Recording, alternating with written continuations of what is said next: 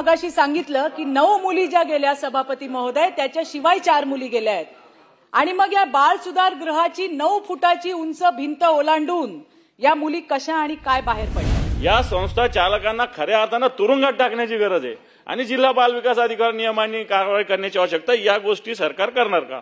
सभापती महोदय, ही अतिशय गंभीर अशा प्रकारची घटना आहे. ज्या काही अनियमितता त्या ठिकाणी बाहेर आलेल्या आहेत त्या अतिशय भयानक आहेत. त्यामुळे निश्चितपणे जी काही सभागृहाची मागणी आहे त्याप्रमाणे जिल्हा बाल विकास अधिकारी यांना तात्काळ सस्पेंड करण्यात येईल. या संदर्भात जी काही तिथे चौकशी केली, 3 वरिष्ठ पोलीस निरीक्षकांची कमिटी, महिला पोलीस निरीक्षकांची कमिटी तयार केली होती. या कमिटीने त्या ठिकाणी मुलींची चर्चा केली. 80 मुली त्या ठिकाणी आहेत. ही चर्चा केल्यानंतर पहिल्यांदा मुली बोलायला तयार नव्हत्या, पण हळूहळू त्या बोलतायत. त्यातनं अनेक गंभीर गोष्टी बाहेर आल्यामुळे या संदर्भातला गुन्हा दाखल केलेला आहे. अधीक्षक आणि बाकी सगळ्यांवर गुन्हा दाखल केलेला आहे. त्यांची चौकशी आपण चालू केलेली आहे. संस्थेची मान्यता निश्चितपणे रद्द करण्यात येईल.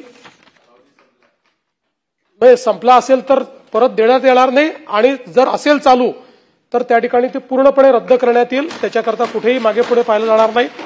आणि या संदर्भात जी काही आता ही जी काही आपली महिलांची जी 3 वरिष्ठ पोलीस निरीक्षकांची जी कमिटी आहे ती उद्या आपला फायनल अहवाल देणार आहे. तो अहवाल आल्यानंतर जे लोक दोषी असतील, या चेन ऑफ कमांडमध्ये जे दोषी असतील त्या सगळ्यांना सस्पेंड केलं जाईल.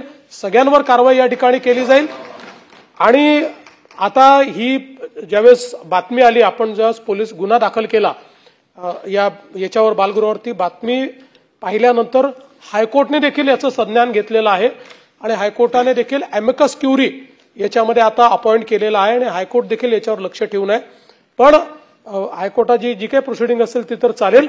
पण मी सभागृहाला आश्वस्त करतो की अशा प्रकारे ज्या लोकांनी सरकारमधल्या कुठल्याही व्यक्तीने प्रत्यक्ष किंवा अप्रत्यक्ष याच्यात मदत केली असेल किंवा आपली ड्युटी करण्यामध्ये कोणीही जर तिथे कोताही केली असेल, अशा प्रत्येकाला सस्पेंड करण्यात येईल.